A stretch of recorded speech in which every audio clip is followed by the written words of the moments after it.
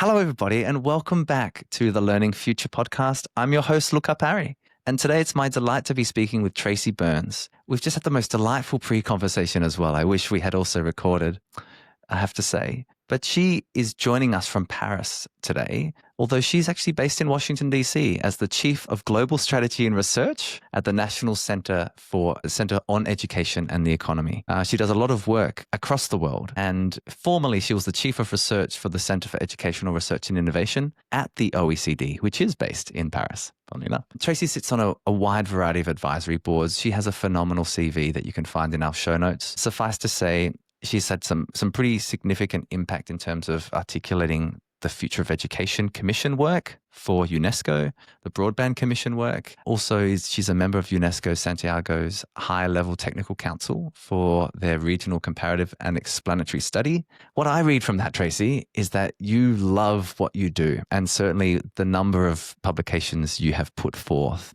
education as a social determinant, the NCEE blueprint, designing systems that work. A lot of this systems thinking, future of education, future of technology work. And I only discovered this, you began your career researching language acquisition in children and newborn infants. And it's also close to my heart as a applied linguist with a BA from McGill University and a PhD in experimental psychology from Northeastern. So thanks for being part of this, Tracey. It's great to finally get to talk to you. It's my pleasure, Louka. It's wonderful to be here. Thanks for the invite. Let's just start with the first question, and you can take this anywhere you like. But what is something you're learning right now, Tracey, as someone that has a quite unique vantage point in the educational ecosystem? I'm learning lots of things, actually. I guess one question is, what aren't I learning, is maybe how I would answer that question.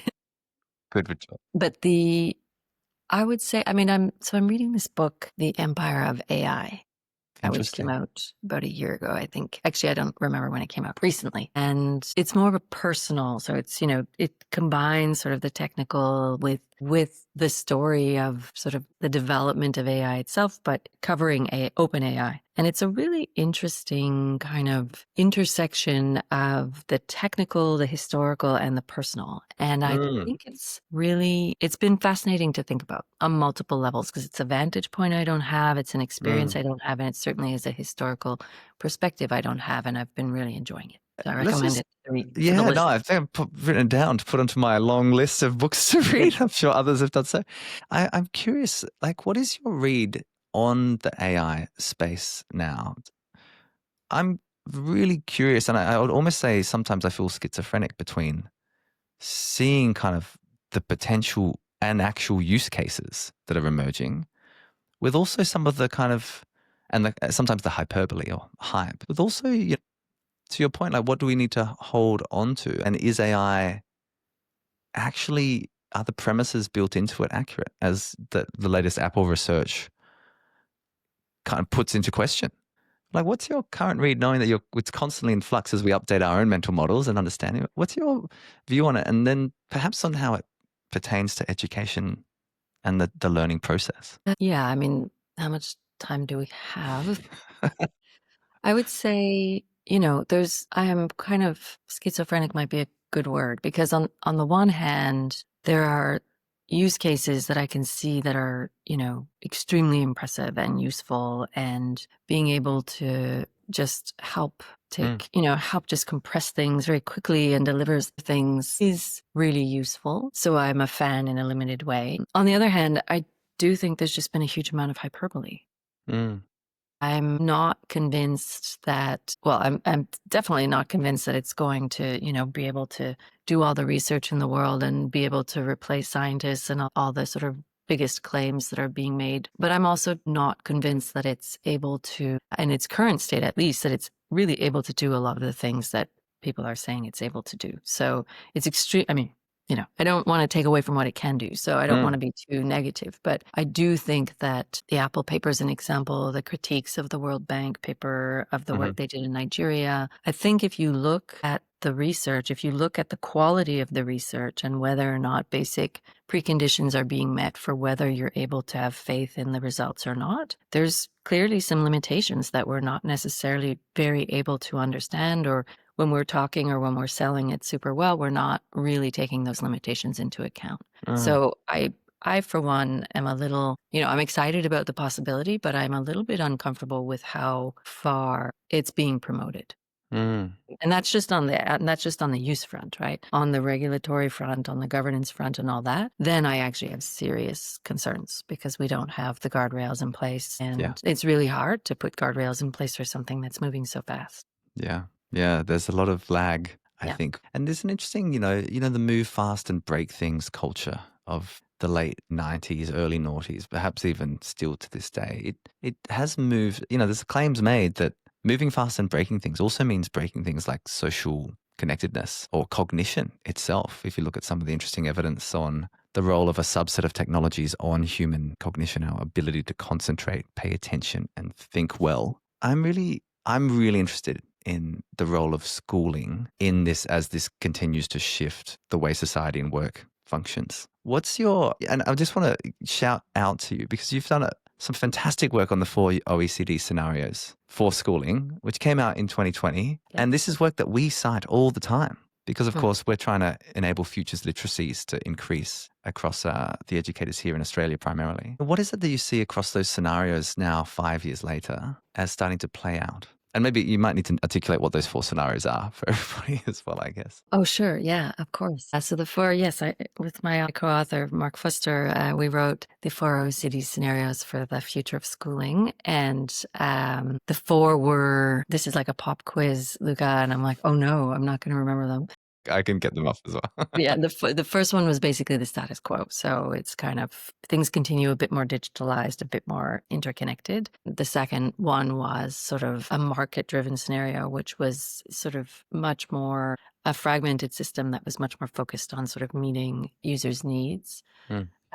The third one was schools as learning hubs, which was a very sort of locally based structure, network structure of educations, institutions that were kind of embedded in communities. And the fourth one was kind of the learn as you go scenario was no schools, no teachers, things have broken down. The system has broken down itself, but that doesn't mean learning doesn't take place. It's just taking place in other forms and through other vehicles. So it's been very interesting. As you said, that came out, it was October 2020. So it was, we were here in Paris and it was, pandemic-y, but a little bit post-pandemic. Kids were back in school. Mm.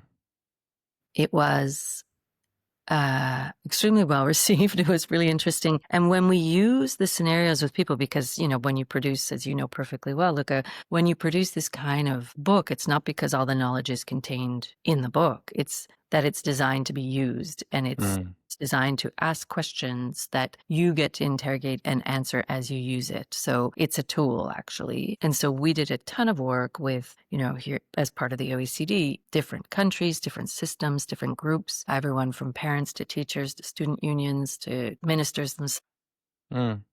Just kind of working them through, how would you use this? Are you prepared? This is a scenario which may happen. Are you prepared for it? What would you find challenging? What do you think you are actually ready to work on? And it was very interesting how people reacted to scenarios. Some of it was cultural. So some systems found some of the scenarios much more appealing than others. At the time, nobody liked scenario 4. Which was kind of like the learn as you go scenario, nothing really, education formally is really not there anymore. And that I would say is the biggest shift is that very few people like, I'm talking to education people, so people don't like the scenario saying where that your education doesn't exist. your power is going to diminish in some way. Yeah. Awesome. Yeah. But it's much easier to get, because the point is when you present scenarios for people always want to work with the scenarios they like. We want to work on the future we want, right? 100%. But part of the point of the exercise is to anticipate things you might not like, to sort of build the anticipatory muscle to say, well, if this is happening, what would I do to either prevent it or to turn it around? And so one of the things you do is you start saying, are there any signals that this could come to pass? And whether they're weak or strong. And more now, when I sit down, nobody wants to be in the 4th scenario group, but you're randomly allocated. You don't get to choose. And what ends up happening is they are much quicker to say, this signal is happening, this signal is happening, this could happen. So they start unpacking it and realizing, oh, this stuff is actually already in motion. And it's not inevitable. There's nothing about futures thinking that means a future is inevitable. But it does mean that if you're seeing a set of signals, both weak and strong, about whether something is potentially likely to happen, that it kind of behooves you as an actor in the system to think about, if I don't want this to happen, what do I need to do? And that's the conversation I think that we should be having more of. I think that, obviously we wrote it in 2020. It would need to be updated to be more aligned with what's actually happening with today's tech. But it's the way you focus on the signals and the way you think about whether or not schools exist, whether or not teachers are there. What does it mean to, who owns the data? Who's governing a system where it's effectively platformed and there aren't actual national players? All of those questions are extremely valid today. And those are the questions that I would say, if we want to be sort of diligent about protecting our public education systems, we need to be interrogating those questions from a practice point of view, from a sort of personal point of view, a community point of view, regulatory point of view. There's a lot of pieces of the puzzle that need to be thought through and connected, because there is great work going on. It's a bit fragmented too at the moment. Yeah, I'm really curious about, it strikes me when you talk about the point of scenarios, future scenarios, and even exploring like world building, is to do the strategy part, which is not just the foresight, but the strategic foresight, which is, okay, well, how strategically would we respond to this particular shock or shift? And, the signals and trends are really all we have to try to look at how our world in a very complex way is navigated in a certain direction through different actors, all playing certain different roles. I wonder if you were to update them as of right now, because I'm curious about that fourth one. And even as me as an educator, there's something about like our own mental model, like clinging to that for safety in a world that's so uncertain and deeply unsafe for many of our fellow human beings. Like, if it's 2025 now, which of those scenarios do you think has progressed in a particular way where the probabilities may have shifted as well? Especially when we think about the more uncomfortable conversations we don't want to have as teachers or principals, and we have them all the time. We're a high academic school and we're doing great, but we need a little bit of, it really is kind of so nested within the frame of just that first scenario of schooling extended. Yeah, I think, the question we were always asked when we worked with the scenarios was, can we combine them? Is a hybrid? And in fact, actually, yes, right. The scenarios are there to sort of push thinking, but the reality can be a combination. I actually think they stand the test of time in quite an interesting way. On the one hand, it's 2025, it's been 5 years, so it's not actually that long. They were an update of a set of scenarios, a larger set of scenarios, which had been issued 10 years before, maybe more. I see. I didn't know that. Yeah. That it was, they were reworked, etc. But the original scenarios for the future of schooling were, I want to say 2010, although probably should check that. And there were many more of them. So we did quite a bit of conceptual work trying to make them more usable and more tractable, I think, to really push on things. So on the one hand, I think they have aged well. Also because they ask questions rather than answer them. So a lot of the technology questions, you can still ask the same kind of question. The answer is what's different because tech has changed, but the kinds of questions still remain the same. I think, we've seen a huge amount of anchoring in scenario one. There really is still an attachment to our system. And that's not to say that that's bad, right? There's elements of our system which are really meaningful and which we want to make sure we can hold on to. There's isolated pockets of both scenarios 2 and 3. There's a lot of market-driven solutions. Certain systems are going heavily towards market-driven solutions. Others, the push towards a more communal kind of localized version. See, that used to be the favorite scenario I used to tease different people because they always wanted to just talk about that one. And it's like, well, you can't just pick a scenario. That's not how this works. So I'm not sure I'm giving you a great answer to that question. I think if I'm to step away, what I would say is, as we're, the way we think about people care deeply about education. Education isn't just, learning some things in books. It's a social institution. Schools are community institutions. There's ties, there's relationships. We learn facts and figures, but we also learn about relationships and tolerance and trust and societal norms. There's all sorts of things that go on in traditional schooling, which we value and which we rightly want to maintain. And so one of the questions, is how do we shift, if we want to shift education into sort of a different way of, a different style or different ways of teaching and learning, how do we hold on to what it is that we treasure and keep that unchanged or evolve it, but transform the parts we want to transform?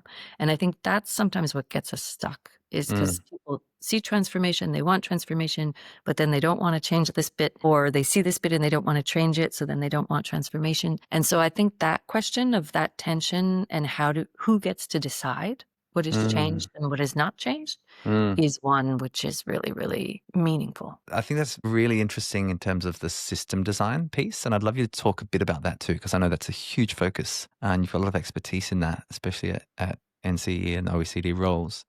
A system that works, obviously there's got to be a particular view on what matters in a system like that. And so I'm really curious for you to just take us on, especially right now, there's evidence-informed or data-driven, which is my least favorite articulation, because my favorite is purpose-driven, evidence-informed, which I think is a far better way to think about our work. And shout out to Martin Westwell, who always talks about that, who I heard it from first. But I think there's like what is it about the system design piece? Because your piece around power and the redistribution of power, we can see this taking place in, corporate sector in a big way, the whole kind of hierarchy pyramid shifting for holocracies or agile teams, a whole range of different things happening. What's your view on education systems and how to design them better? Well, they're clearly complex systems. So did a lot of work on sort of governing complex education systems. And the NC blueprint is really sort of a distillation of what we've seen over many, many years of working with high-performing countries. And one of the things that really stands out is that the design of the system is intentional and holistic. So what you're thinking about what should be learned is connected to what should be taught, is connected to who's leading it, is connected to who are the actors and who do you work with and what are the kinds of partnerships that you need. And so that kind of drawing the through line from, the very basics and nuts and bolts of a system to the big anticipatory pieces of a system is what we see done in the most successful systems. It's not easy. It's incredibly hard, right? There's a lot of moving pieces and a lot of people with very different and vested interests. But I think that the ability to sort of step back and see the wholeness is actually incredibly important. The one thing I will say, and we acknowledge this very clearly in the blueprint, is when you do that, it's important to step back, but it sometimes means that people don't know where to start, So it's like, well, then I can't do anything because I have to change everything. And so one of the things is to sort of understand what the whole might look like,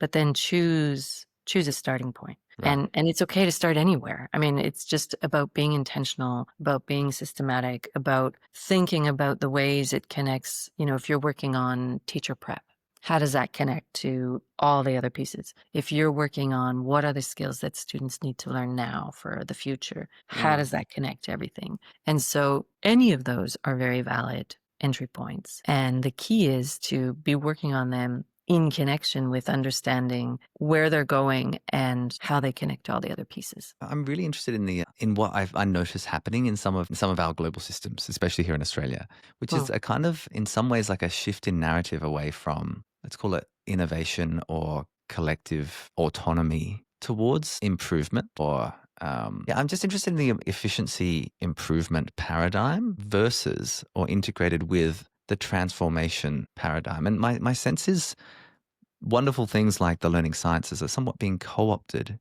into programmatic responses so that, and I hear this from school leaders say, oh, we're a science of learning school, which for me is nonsense because every school is a learning sciences school. So to claim that you are, or ought to be, so there's kind of like some ways a really positive movement to saying, let's look at the best evidence and bring it together. But in somehow that being captured within a particular frame, we've lost the wholeness. Do you have a reflection on that? Because it's something I'm really sitting with and trying to understand. Yeah. And it's an important question, I think, how these pieces work together. I mean, you will be completely unsurprised to know that I'm a big fan of evidence and that worked for many, many years on sort of strengthening evidence-informed policy and practice, and still do, for example. And I'm concerned about sort of a diminishing trust in science and a whole conversation around that, right? What does that mean? And what do we construe as evidence, and how do we use it? There is a conversation, and there's a conversation in education, but in many other sectors, including medicine, around whether or not words like evidence informed or evidence based are being used for vested interests, right? So that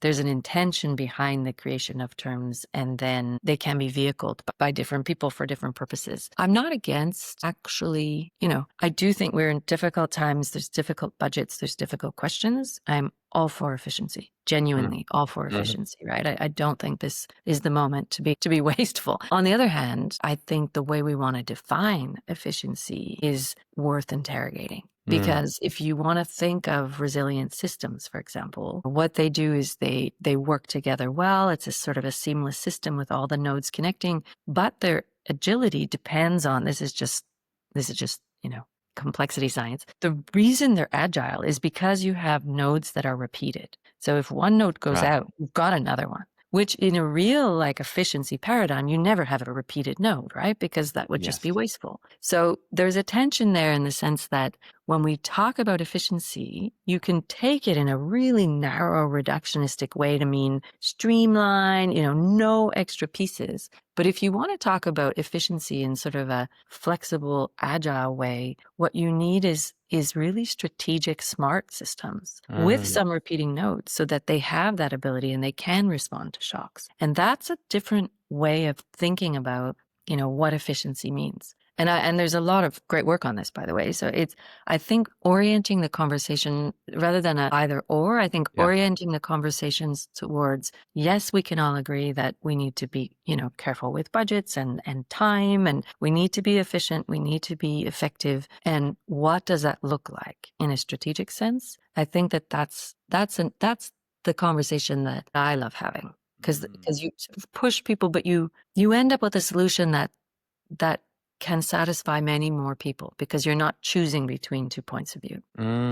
It's what it makes me think about is some of the models, the learning models, I'll call them, that we see around the world that are emerging, especially with tech enabled. And I think your point on how some of that language has been captured, I think you're very diplomatic on that. I would be very crude and blunt about how it's becoming a completely marketing-based medical model, a marketing-based education model, which I think we need to be very cautious of and go back to what gold standard actually means. But I'm curious too, about that piece on the repeating nodes, because in some ways it comes back to an earlier point in our conversation, what are we, as change is always happening, and you've really spent a lot of time interrogating change and leadership for uncertainty and other pieces of work, Tracey. It kind of seems to me as where do we intentionally choose inefficiency? Because, for example, if I can replace a teacher with a learning platform, if I have a particular view of success in a program logic, I would make that decision. But what do we not want to change? What will we hold on to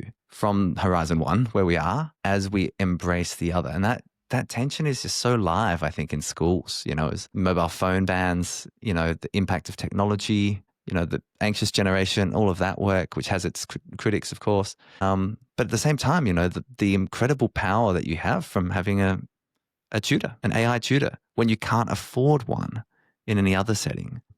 It's just so interesting to see how the kind of, which now I saw the HBR article, and we've spoken about this on the podcast before. It was only about a month ago. But the number one use case for AI today is companionship. And there's something so interesting and yet kind of strangely terrifying about that. Instead of a human, a lubricant for social connection and human connection, a replacement of human connection. And I don't know if it's the deep humanist in me or whatever it is, but I think, I don't know if the kind of tech, the transhumanism, posthumanism world is actually the scenario that I'm fighting for. Seems to be one that's a bit more like a remembering, hence the First Nations Mm. sciences and systems that we must remember rather than having to invent. It comes to me like a call for wisdom, not just knowledge. Yeah, Well, well, again, you're right at the forefront of this. What do you think? I mean, I would agree with the call for wisdom, not just knowledge. Nothing wrong with knowledge, of course, but it all needs to be contextualized. It needs to be understood. It needs to be made sense of. I am a critic of the anxious generation. There's a lot of hyperbole around sort of where we are and the intersection between sort of big trends in sort of well-being and also aging and technology. So these big mega trends which are intersecting, and there's also been a lot of work over many years talking about what we do and we don't know about those trends, and it's pretty clear. We actually wrote a book on this in 2019, I think. We put something out. So some of it's dated because, Mm, again, the technology is changing.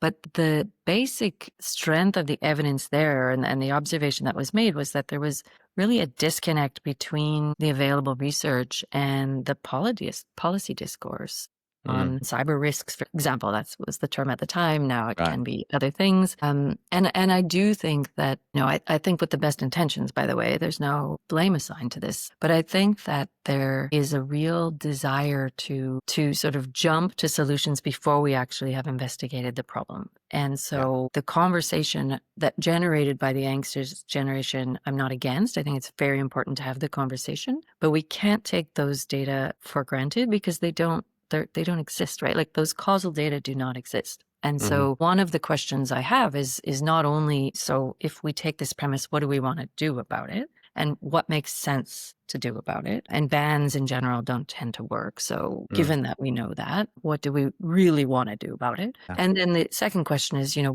what kind of evidence would we actually need to be really comfortable understanding this? And what kind of evidence do the students themselves want to have?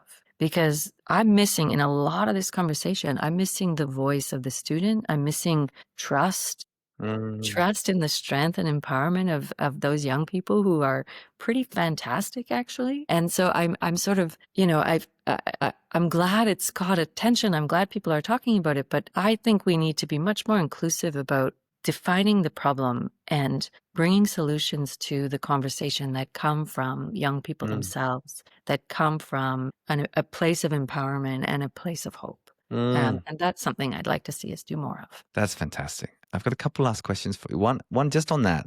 I just want you to speak about leadership today and tomorrow. Because again, I mean, I feel like I could just go through book after book. Now I'm looking at them all. But this, what schools for the future leadership for uncertainty? What does it mean to be an education leader today? And is it different from what it used to be? And if so, what do we need to pay attention to in terms of the development of our leaders? Yeah. And I know you've had people on to speak precisely for this, thankfully, because that's a huge topic. I mean, I think, when I look at what's going on, I think on the one hand, not much has changed, right? You need people who are strategic. You need people who are confident, capable leaders who are able to use evidence, who are able to interpret and sort of manage things. And you also need to really be able increasingly to sort of think about the future, not just the now, but as you said, Horizon 2 and maybe even Horizon 3. And there's a really interesting new set of work that I think is actually just calling out ancient wisdom, Mm, but saying, I mean, this capacity to self-master, the mm, capacity to know yourself as a way to know others, the capacity to tap into those skills is also an increasingly spoken about leadership qualities. So all the things we're used to doing and a whole bunch of new ones where you are taking it to the next level and thinking about what does that look like for today's challenges and tomorrow's need. And that interplay between sort of all the external skill sets we expect in leaders and the internal skill sets we mhm. see increasingly as really powerful. That I think is a super rich conversation. I love that. That is so great. I heard from Peter Senge recently, and he just talked about how leadership development is largely personal development. Mm, It's who am I? You yeah. know yourself, as the Greeks would say, my ancestors. But of course, you can go to any of those kind of ancient traditions, and it really is the wisdom orientation. I'm so curious. I think we've lost the space for wisdom in some ways as the acceleration has continued. Even the Socratic seminar, we're all just so busy Mm. because we're kind of bombarded. Yeah. continually with, things that are about commercializing attention. And that's because the incentives are there. Yeah. So I'm just really interested in how this plays out and our role in all of it. My last question for you, Tracy, is actually if two more, if I can be so bold. One is if you were to talk about a preferred future, and so I'm calling on not just the researcher here, but kind of in some ways the activist. It's like, what is your preferred future for education systems in 2035? Knowing that you were, I'm sure, part of the 2030 work that the OECD put together and others. So, like, how would you articulate that vision, knowing what you know now? So I'm a bit allergic to the term preferred future.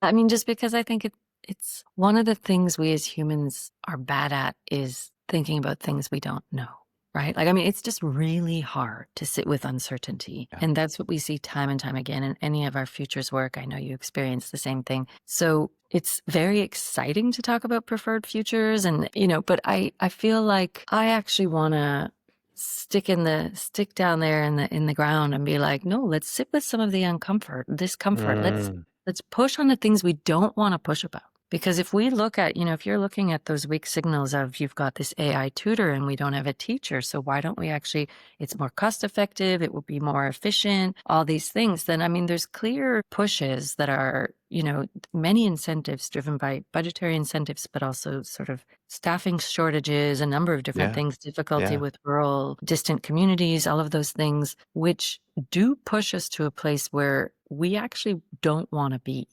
Mm, And so having a preferred future where we sit over here and talk about like, I actually do think relationships are super important. I mm, think being able to connect to identity and sort of local grounded knowledge is super important. But I don't want to talk about that mm. without flagging the fact that increasingly we are in danger of sort of having that rich teacher knowledge and presence being augmented by in some, in communities where it's hard to get teachers in, it's hard to, like, it's very clear what the drivers are of the inequality that is Yeah. embedding itself in the system, right? And just reproducing the inequality that's already there. And so I don't want us to forget the hard stuff, because I Mm, think the hard stuff is where we need to be paying attention now, because we still have super earnest, excited teachers who are there and giving everything for us. We still have people who want to enter this extremely worthwhile profession. My father was a teacher. I'm biased, but my mum is. so, and I think we need to be really careful to maintain that Yeah. and not sort of little by little let things slip away. And Mm, starting with the poorest communities or those hardest to reach, or so I actually want us to sit with some of the uncomfortable questions. I mm. know I didn't answer your question, but That's your prerogative. a little pushback. Yeah. No, that's powerful, Tracy. It's a really beautiful answer that's got me really kind of pensive and reflective, actually. Yeah, there's that wonderful mantra. It's like easy choices, hard life, hard choices, easy life. And I know it's truism, throwaway, but there's something quite profound about that insight. Are we willing Mm. to do the hard things now for the things later in kind of every aspect of our life, certainly now? Kind of the way we contribute to the world, I think, is also part of that. My last question, which you can choose to ignore, is what is your it's like what is your take home message for people listening to this? The teachers, communities around the place, the education leaders, innovators, people that are really, if you're listening, and thank you for listening, you're listening because you're curious, deeply curious Mm. about the future of learning and schooling and your role in it. So thank you. And Tracy, what would you say to them? Would say keep on keeping on. I think the work that they do, the work that we see, every single person has a story of a teacher that made a real difference in their life. And that kind of poignant connection, that kind of intersection at key moments in people's lives is meaningful in a way that we can't capture with most of our metrics. And yet we know in our hearts that this is true. And so I think the importance of remaining hopeful, of remaining optimistic. I call out the empowerment of young people. I also will call out also the empowerment of our elders, Mm, increasing parts of our population, 80 plus years, etc. There's a power there, and there's an optimism there that I really want to attach to, and I want to be able to lift up and amplify. So that would be my call to action and the kind of keep fighting the good fight. just beautiful. Tracy, it's been such a great conversation. Thank you, Luca. I know that we could go in so many directions. It's true. But just thank you for making the time in a very busy schedule with you there in Paris and soon to fly It's back. been a pleasure. And Thank you. thank you for keeping on. I personally have been quite influenced by your work, and even work that I didn't even realize was your work until much later. And so that's the impact you've had on me, and I'm sure many others. So thank you for what you do and for being with us on the Learning Future podcast. It's very nice to hear. Thank you. And thank you for the invitation.